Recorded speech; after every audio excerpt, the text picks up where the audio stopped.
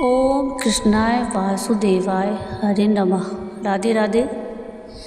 आप रसपान कर रहे हैं बैसाख मास के महात्म की कथाओं का।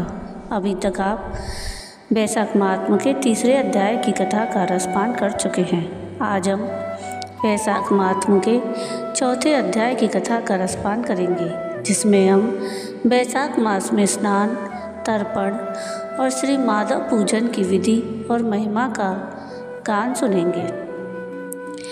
अगर आप सबको मेरा ये वीडियो पसंद आए तो प्लीज़ इसको लाइक शेयर ज़रूर कीजिएगा और प्लीज़ मेरे चैनल को सब्सक्राइब कीजिएगा और कमेंट में राधे राधे जरूर लिखिएगा। राजा अम्बरीश ने पूछा, मुने, बैसाख मास के व्रत का क्या विधान है? इसमें किस तपस्या का अनुष्ठान करना पड़ता है? क्या दान होता है? कैसे स्नान किया जाता है? और किस प्रकार भगवान के शव की पूजा की जाती है? ब्रह्मण से आप श्री हरि के प्रिय भक्त और सर्वज्ञ हैं, अतः कृपा करके मुझे ये सब बातें बताइए। नारद जी ने कहा, साधु श्रेष्ठ, सुनो, बैसाख मास में जब सूर्य मेष राशि पर चले जाए तो किसी बड़ी नदी में, नदी रूप तीर्थ में, नद में, सरोवर में, झरने में, देवकुंड में, स्वतः प्राप्त हुए किसी भी जलाशय में, बावड़ी में अथवा कुएं आदि पर जाकर नियम पूर्वक भगवान श्री विष्णु का स्मरण करते हुए स्नान करना चाहिए। स्नान के पहले इस श्लोक का उच्चारण करना चाहिए। यथा ते माधवो मासो वल्लभो मधुसूदन प्रातः स्नानेन में तस्मिन् फलदः पापः भव। अर्थात मधुसूदन, माधव या बैसाख मास आपको विषय प्रिय है, इसलिए इसमें प्रातः स्नान करने से आप शास्त्रोक्त फल के देने वाले हो और मेरे पापों का नाश कर दें। इस प्रकार कहकर मौन भाव से उस तीर्थ के किनारे अपने दोनों पैर धो लें। फिर भगवान नारायण का स्मरण करते हुए विधि पूर्वक स्नान करें। स्नान की विधि इस प्रकार है कि विद्वान पुरुष को मूल मंत्र पढ़कर तीर्थ की कल्पना कर लेनी चाहिए। ओम नमो नारायणाय, यह मंत्र ही मूल मंत्र कहा गया है। पहले हाथ में कुश लेकर विधि पूर्वक आचमन करें और मन और इंद्रियों को संयम में रखते हुए बाहर भीतर से पवित्र रहें। फिर 4 हाथ का चौकोर मंडल बनाकर उसमें निम्नांकित मंत्रों द्वारा भगवती श्री गंगा जी का आह्वान करें। विष्णु पाद प्रसूतास वैष्णवी विष्णु देवता त्राही नस्त्वेन सस्त मादा जन्म मरणांतिकात् तिस्रः कोट्यो अर्धकोटि च तीर्थानां वायुर्ब्रवीत दिवि भुव्यंतरिक्षे च तानि ते सन्ति जाह्नवी नंदिनीत च ते नामदेवेषु नलिनीत च दक्षा पृथ्वीव्यदंगा विश्वकाया शिवामृता तथा लोकप्रसादिनी क्षेमंकरी जाह्नवी च शांता शांतिप्रदायिनी विद्याधरी महादेवी। अर्थात गंगे, तुम भगवान श्री विष्णु के चरणों से प्रकट हुई हो। श्री विष्णु ही तुम्हारे देवता हैं, इसलिए तुम्हें वैष्णवी कहते हैं। देवी, तुम जन्म से लेकर मृत्यु तक समस्त पापों से मेरी रक्षा करो।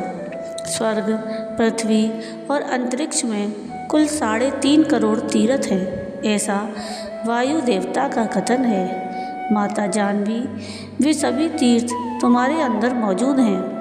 देवलोक में तुम्हारा नाम नंदिनी और नलिनी है।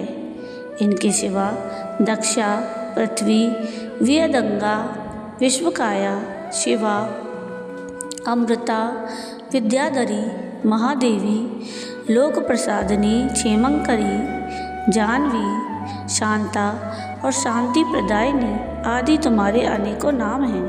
स्नान के समय इन पवित्र नामों का कीर्तन करना चाहिए। इससे त्रिपथगामिनी भगवती गंगा उपस्थित हो जाती हैं। 7 बार उपयुक्त नामों का जप करके संपुट के आकार में दोनों हाथों को जोड़कर उनमें जल ले और 4, 6 या 7 बार मस्तक पर डालें। इस प्रकार स्नान करके पूर्व व्रत मृत्तिका को भी विधिवत अभिमंत्रित करें और उसे शरीर में लगाकर नहा लें।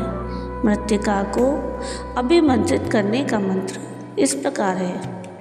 अश्व क्रांति रथ क्रांति विष्णु क्रांति वसुंधरे मृत्तिके हर में पापम यन्मया दुष्कृतम कृतम उद्घृताशी वराहेण कृष्णेन शतबाहुनां नमस्ते सर्वलोकानां प्रभवारिणे सुव्रते। अर्थात वसुंधरे तुम्हारे ऊपर अश्व और रथ चला करते हैं। भगवान श्री विष्णु ने भी वामन अवतार धारण करके तुम्हें एक पैर से नापा था। मृत्तिके मैंने जो बुरे कर्म किए हों मेरे उन सब पापों को तुम हर लो। देवी सैकड़ों भुजाओं वाले भगवान श्री विष्णु ने वाराह का रूप धारण करके तुम्हें जल से बाहर निकाला था। तुम संपूर्ण लोकों की उत्पत्ति के लिए अरणि के समान हो। अर्थात जैसे अरणि काष्ठ से आग प्रकट होती है उसी प्रकार तुमसे संपूर्ण लोक उत्पन्न होते हैं। सुव्रते तुम्हें मेरा नमस्कार है। इस प्रकार स्नान करने के पश्चात विधि पूर्वक आचमन करके जल से बाहर निकलें और 2 शुद्ध श्वेत वस्त्र धोती चादर धारण करें। तदंतर त्रिलोकी को तृप्त करने के लिए तर्पण करें। सबसे पहले श्री ब्रह्मा का तर्पण करें, फिर श्री विष्णु, श्री रुद्र और प्रजापति का। तत्पश्चात देवता, यक्ष, नाग, गंधर्व, अप्सरा, असुरगण, क्रूर सर्प, गरुण, वृक्ष, जीव जंतु, पक्षी, विद्याधर, मेघ, आकाशचारी जीव, निराधार जीव, पापी जीव और धर्मपरायण जीवों को तृप्त करने के लिए मैं उन्हें जल अर्पण करता हूँ। यह कहकर उन सबको जलांजलि दे। देवताओं का तर्पण करते समय यज्ञोपवीत को बाएं कंधे पर डाले रहे। तत्पश्चात उसे गले में माला की भांति कर लें और दिव्य मनुष्यों, ऋषि पुत्रों और ऋषियों का भक्ति पूर्वक तर्पण करें। सनक, सनंदन, सनातन और सनत कुमार ये दिव्य मनुष्य हैं। कपिल, आशुरी, बोधि और पंचसिख ये प्रधान ऋषि पुत्र हैं। ये सभी मेरे दिए हुए जल से तृप्त हों, ऐसा कहकर इन्हें जल दें। इस प्रकार मारीच, अत्रि, अंगिरा, पुलस्त्य, पुलह, क्रतु, प्रचेता, वशिष्ठ, नारद और अन्यान्य देवर्षियों और ब्रह्मर्षियों का अक्षत सहित जल के द्वारा तर्पण करें। इस प्रकार ऋषि तर्पण करने के पश्चात यज्ञोपवीत को दाएं कंधे पर करके बाएं घुटने को पृथ्वी पर टेक कर बैठे। फिर अग्निशवात, सौम्य, हविष्मान, उष्मप, काव्यवाट, अनल, बहिर्सद, पिता, पितामह आदि और मातामह आदि सब लोगों का विधिवत तर्पण करके निम्नांकित मंत्र का उच्चारण करें। ये अन्न बांधवा बांधवा ये अन्य जन्मनि बांधवा ते तृप्तिम खिलायांतु ये अपस्य स्मतोय कांगिण।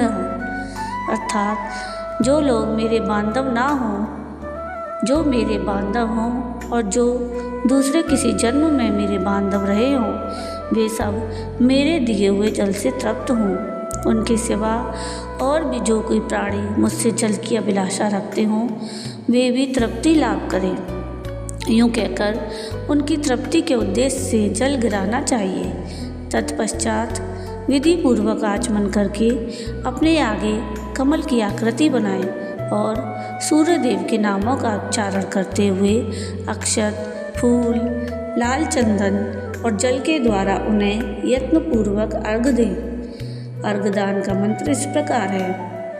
नमस्ते विश्वरूपाय, नमस्ते ब्रह्मरूपिणे, सहस्रमय नित्यम, नमस्ते सर्व तेजसे। नमस्ते रुद्रव कुशे, नमस्ते भक्तवत्सल, पद्मनाभ नमस्ते अस्तु, कुंडलांगभूषित, नमस्ते सर्वलोकानां सुप्तानामुपबोधन, सुकृतं दुष्कृतं चैव सर्वं पश्यसि सर्वदा, सत्यदेव नमस्ते अस्तु, प्रसीद मम भास्कर, दिवाकर नमस्तस्तु, प्रभाकर नमोस्तुते ते। भगवान सूर्य आप विश्व रूप और ब्रह्म स्वरूप हैं। इन दोनों रूपों में आपको नमस्कार है। आप सहस्त्रों किरणों से सुशोभित हैं और सबके तेज रूप है। आपको सदा नमस्कार है। भक्तवत्सल रुद्र रूपधारी आप परमेश्वर को बारंबार नमस्कार है। कुंडल और अंगद आदि आभूषणों से विभूषित पद्मनाभ आपको नमस्कार है। भगवान आप सोए हुए संपूर्ण लोकों को जगाने वाले हैं। आपको मेरा प्रणाम है। आप सदा सबके पाप पुण्य को देखा करते हैं। सत्यदेव आपको नमस्कार है। भास्कर मुझ पर प्रसन्न हुई। दिवाकर आपको नमस्कार है। प्रभाकर आपको नमस्कार है। इस प्रकार सूर्यदेव को नमस्कार करके 7 बार उनकी प्रदक्षिणा करें। फिर द्विज, गौ और सुवर्ण का स्पर्श करके अपने घर में जाएं। वहाँ आश्रमवासी अतिथियों का सत्कार और भगवान की प्रतिमा का पूजन करें। राजन, घर में पहले भक्तिपूर्वक जितेंद्रिय भाव से भगवान गोविंद की विधिवत पूजा करनी चाहिए। विशेषतः बैसाख के महीने में जो श्री मधुसूदन का पूजन करता है उनके द्वारा पूरे 1 वर्ष तक श्री माधव की पूजा संपन्न हो जाती है।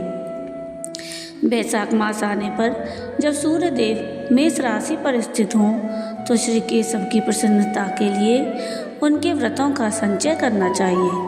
अपने अभिष्ट की सिद्धि के लिए अन्न, जल, शक्कर, धेनु और तिल की धेनु आदि का दान करना चाहिए। इस कार्य में धन की कंजूसी नहीं करनी चाहिए। जो समूचे बैसाख भर प्रतिदिन सवेरे स्नान करता है, जितेंद्रिय भाव से रहता है, भगवान के नाम जपता और हविष्य भोजन करता है, वे सब पापों से मुक्त हो जाता है। जो बैसाख मास में आलस त्याग कर एक भुक्त यानी 24 घंटे में 1 बार भोजन, नक्त व्रत यानी केवल रात में 1 बार भोजन अथवा अयाचित व्रत यानी बिना मांगे मिले हुए अन्न का एक समय भोजन करता है, वे अपनी संपूर्ण अभिष्ट वस्तुओं को प्राप्त कर लेता है। बैसाख मास में प्रतिदिन 2 बार गांव से बाहर नदी के जल में स्नान करना, हविष्य खाकर रहना, ब्रह्मचर्य का पालन करना, पृथ्वी पर सोना, नियम पूर्वक रहना, व्रत, दान, जप, होम और भगवान मधुसूदन की पूजा करना, ये नियम हजारों जन्मों के भयंकर पाप को भी हर लेते हैं। जैसे भगवान माधव ध्यान करने पर सारे पाप नष्ट कर देते हैं, उसी प्रकार नियम पूर्वक किया हुआ माधव मास का स्नान भी समस्त पापों को दूर कर देता है।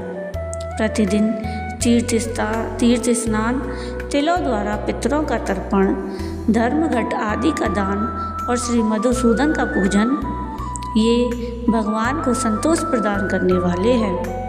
बैसाख मास में इनका पालन अवश्य करना चाहिए।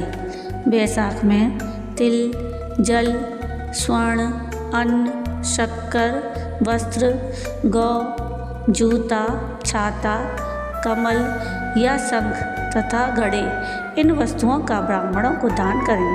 तीनों संध्याओं के समय एकाग्रचित्त हो विमल स्वरूपा साक्षात भगवती लक्ष्मी के साथ परमेश्वर श्री विष्णु का भक्तिपूर्वक पूजन करना चाहिए।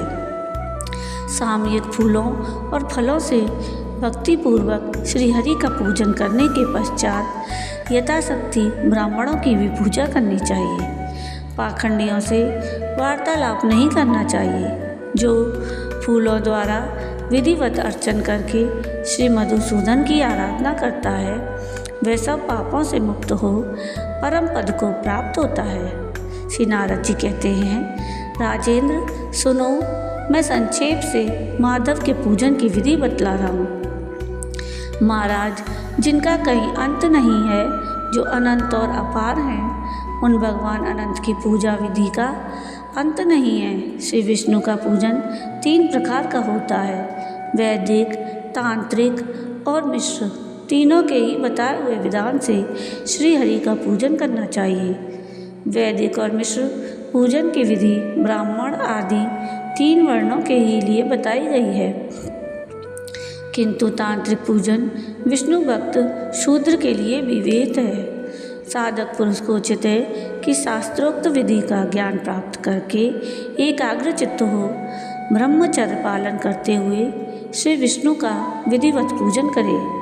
भगवान की प्रतिमा 8 प्रकार की मानी गई हैं। शिलामयी, धातुमयी, लोहे की बनी हुई, लीपने योग्य मिट्टी की बनी हुई, चित्रमयी, बालू की बनाई हुई, मनोमयी और मणिमयी। इन प्रतिमाओं की प्रतिष्ठा 2 प्रकार की होती है, एक चल प्रतिष्ठा और दूसरी अचल प्रतिष्ठा। राजन, भक्त पुरुष को चाहिए कि वह जो कुछ भी सामग्री प्राप्त हो उसी से भक्ति भाव के साथ पूजन करे। प्रतिमा पूजन में स्नान और अलंकार ही अभिष्ट हैं, अर्थात भगवती गृह को स्नान कराकर पुष्प आदि से श्रृंगार कर देना ही प्रधान सेवा है। श्री कृष्ण में भक्ति रखने वाला मनुष्य यदि केवल जल भी भगवान को अर्पण करे तो वह उनकी दृष्टि में श्रेष्ठ है। फिर गंध, धूप, पुष्प, दीप और अन्य आदि का नैवेद्य अर्पण करने पर तो कहना ही क्या। पवित्रता पूर्वक पूजन की सारी सामग्री एकत्रित करके पूर्वाग्र कुशों का आसन बिछाकर उस पर बैठे।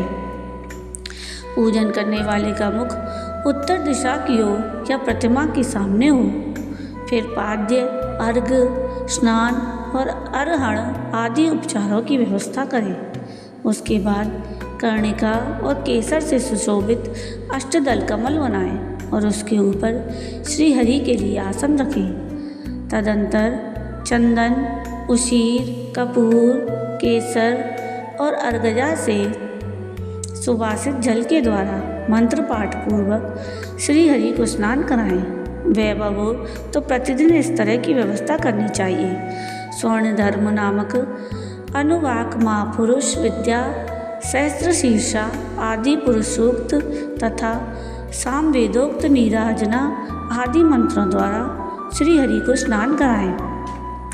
तत्पश्चात विष्णु भक्त पुरुष वस्त्र, यज्ञोपवीत, आभूषण, हार, गंध और अनुलेपन के द्वारा प्रेम पूर्वक भगवान का यथा योग्य श्रृंगार करें। उचित है कि वह श्रद्धा पूर्वक पाद्य, आचमनीय, गंध, पुष्प, पुजारी को अक्षत और धूप आदि उपहार अर्पण करें। उसके बाद गुड़, खीर, घी, पूड़ी, मालपुआ, लड्डू, दूध और दही नाना प्रकार के नैवेद्य निवेदन करें।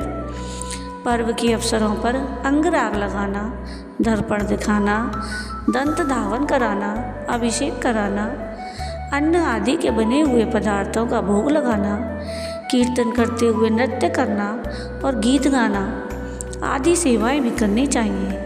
संभव हो तो प्रतिदिन ऐसी ही व्यवस्था रखनी चाहिए। पूजन के पश्चात इस प्रकार ध्यान करें, भगवान श्री विष्णु का श्री विग्रह श्यामवर्ण एवं तपाए हुए जाम्बू नद नामक स्वर्ण के समान तेजस्वी है। भगवान के शंख, चक्र, गदा और पद्म से सुशोभित 4 भुजाएं हैं। उनकी आकृति शांत है। उनका वस्त्र कमल के केसर के समान पीले रंग का है। वे मस्तक पर किरीट, दोनों हाथों में कड़े, गले में यज्ञोपवीत और उंगलियों में अंगूठी धारण किए हुए हैं। उनके वक्षस्थल स्थल में श्रीवत्स का चिन्ह है। कौस्तुभमणि उनकी शोभा बढ़ाता है और वे वनमाला धारण किए हुए हैं। इस प्रकार ध्यान करते हुए पूजन समाप्त करके घी में डुबोई हुई समिधाओं और हविष्य द्वारा अग्नि में हवन करें। आज्य भाग और आघार नामक आहुतियाँ देने के पश्चात घृतपूर्ण हविष्य का होम करें। तदंतर पुनः भगवान का पूजन करके उन्हें प्रणाम करें और पार्षदों को नैवेद्य अर्पण करें। उसके बाद मुख शुद्धि के लिए सुगंधित द्रव्यों से युक्त तांबुल निवेदन करना चाहिए। फिर छोटे बड़े पौराणिक तथा अर्वाचीन स्त्रोतों द्वारा भगवान की स्तुति करके भगवान प्रसीद, भगवान प्रसन्न हुई यूँ कहकर प्रतिदिन दंडवत प्रणाम करें। अपना मस्तक भगवान के चरणों में रखकर दोनों भुजाओं को फैलाकर परस्पर मिला दें और इस प्रकार कहें, परमेश्वर, मैं मृत्यु रूपी ग्रह और समुद्र से भयभीत होकर आपकी शरण में आया हूँ, आप मेरी रक्षा कीजिए। तदंतर भगवान को अर्पण की हुई प्रसाद माला आदि को आदरपूर्वक सिर पर चढ़ाएं और यदि मूर्ति विसर्जन करने योग्य हो तो उसका विसर्जन भी करें। ईश्वरीय ज्योति को आत्म ज्योति में स्थापित कर लें। प्रतिमा आदि में जहाँ भगवान का चरण हो वहीं श्रद्धापूर्वक पूजन करना चाहिए और मन में यह विश्वास रखना चाहिए कि जो संपूर्ण भूतों में और मेरी आत्मा में भी रम रहे हैं वे ही सर्वात्मा परमेश्वर इस मूर्ति में विराजमान हैं। इस प्रकार वैदिक और तांत्रिक क्रिया योग के मार्ग से जो भगवान की पूजा करता है वह सब ओर से अभीष्ट सिद्धि को प्राप्त होता है। श्री विष्णु प्रतिमा की स्थापना करके उसके लिए यह सुदृढ़ मंदिर बनवाना चाहिए और पूजा कर्म की सुव्यवस्था के लिए सुंदर फुलवारी भी लगानी चाहिए। बड़े बड़े पर्वों पर और प्रतिदिन पूजा कार्य का भली भांति निर्वाह होता रहे, इसके लिए भगवान के नाम से खेत, बाजार, कस्बा और गांव आदि भी लगा देने चाहिए। यूँ करने से मनुष्य भगवान के सायुज्य को प्राप्त होता है। विनग्रह की स्थापना करने से, सार्वभौम के पद को मंदिर बनवाने से, तीनों लोकों के राज्य को पूजा आदि की व्यवस्था करने से, ब्रह्मलोक को और इन तीनों कार्यों के अनुष्ठान से मनुष्य भगवत सायुज्य को प्राप्त कर लेता है। केवल अश्वमेध यज्ञ करने से किसी को भक्ति योग की प्राप्ति नहीं होती। भक्ति योग को तो ही प्राप्त करता है जो पूर्वोक्त रीति से प्रतिदिन श्री हरि की पूजा करता है। राजन, वही शरीर शुभ कल्याण का साधक है जो भगवान श्री कृष्ण को साष्टांग प्रणाम करने के कारण धूल दूषित हो रहा है। नेत्र भी वे ही अत्यंत सुंदर और तप शक्ति से संपन्न हैं जिनके द्वारा श्री हरि का दर्शन होता है।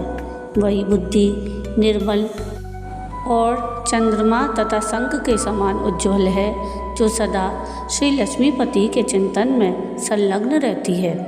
और वही जिव्या मधुर बांसुरी है जो बारंबार भगवान नारायण का स्तवन किया करती है।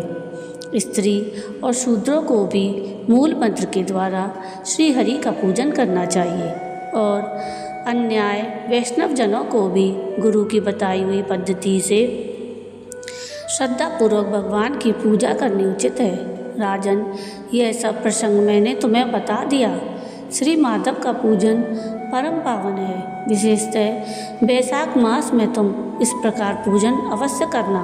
सूत जी कहते हैं, महर्षिगण इस प्रकार पत्नी सहित मंत्रवेत्ता महाराज अम्बरीश को उपदेश दे, उनसे पूजित हो। विदा लेकर देवर्षि नारद जी वैशाख मास में गंगा स्नान करने के लिए चले गए। लोक में जिनका पावन सुयश फैला हुआ उन राजा अम्बरीश ने भी मुनि की बताई हुई वैशाख मास की विधि का पुण्य बुद्धि से पत्नी सहित पालन किया। तो ये थी वैशाख मास के महात्म के चौथे अध्याय की कथा। आपको ये कथा कैसी लगी मुझे कमेंट करके ज़रूर बताइएगा। और अगर आपको ये कथा पसंद आई हो तो प्लीज़ इसको लाइक शेयर ज़रूर कीजिएगा और प्लीज़ मेरे चैनल को सब्सक्राइब कीजिएगा और कमेंट में राधे राधे ज़रूर लिखिएगा। वीडियो पूरा देखने के लिए थैंक यू। राधे राधे।